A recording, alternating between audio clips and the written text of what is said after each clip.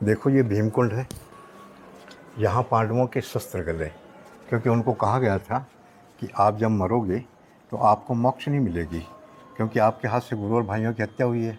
तो उन्होंने पूछा कि मोक्ष का रास्ता क्या है। तब नारद जी ने बताया कि तीर्थों में जाओ और जहाँ भी जाओगे वहाँ अपने शस्त्रों को धोओगे, और ये शस्त्र जहाँ गल जाएंगे वहाँ आपको पाप से मुक्ति मिलेगी। तो फिर तीर्थों में घूमने लगे। घूमते घूमते दोबारा फिर यहाँ पहुँचे। बाहर सूर्य कुंड में नहाए, वहाँ भी शस्त्रों को धोए, लेकिन वहाँ नहीं गले। पीछे इस कुंड में आ गए। इस कुंड में जब शस्त्रों को धोने लगे तो वो जल आने लगा, तो उन्होंने उन शस्त्रों को यहीं छोड़ दिया। वो शस्त्र गलने से इस गांव का नाम पड़ा लोहा ग्रल। लोहा जैसी कठोर धातु भी यहाँ गल गई। उसके बाद यहाँ भादुए में परिक्रमा लगती है 24 कोस की।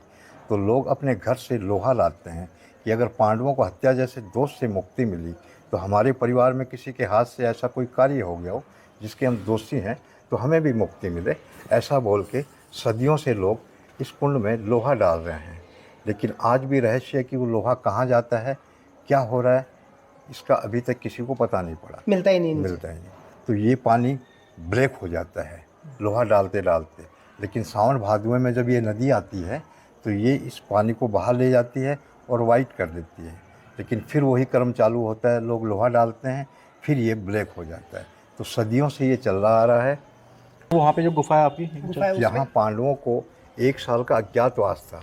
तो अज्ञातवास में कहा गया था कि अगर 1 साल में कोई पहचान जाएगा तो 13 साल की सज़ा फिर हो जाएगी।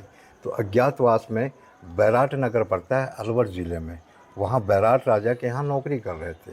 तो वहाँ बैराट राजा का एक साला था कीचक, बड़ा बलवान था। तो उसकी नज़र द्रौपदी पे पड़ गई। तो भीम ने कीचक को मार दिया। मारने से राजा बैराट सोचा कि ऐसा कौन बलवान है जो मेरे साले को मार सकता है, इनका पता करो। तो पांडवों को पता था अगर राजा को ये पता पड़ गया कि हम पांडव हैं तो 13 साल की सज़ा फिर हो जाएगी। तो वो लोग भाग के यहाँ आ गए। यहाँ आए तो कुंड भी था, मंदिर भी था, लेकिन आगमन नहीं था, पब्लिक का इतना आगमन नहीं था। तो पांडव रात को घूमते थे पहाड़ों में, और सुबह के ये जो सामने गुफा बनी हुई है इसमें प्रवेश करते थे, अपना समय बिताए, चले गए। यहाँ पे छुपे थे, अज्ञातवास में। अज्ञातवास में यहाँ पे छुपे थे। तो ये भीम गुफा है, देखो यहाँ पे, ये देखो। चलो ऊपर चढ़ जाओ ना। बस ये इतना ही है, हाँ? इतना ही है।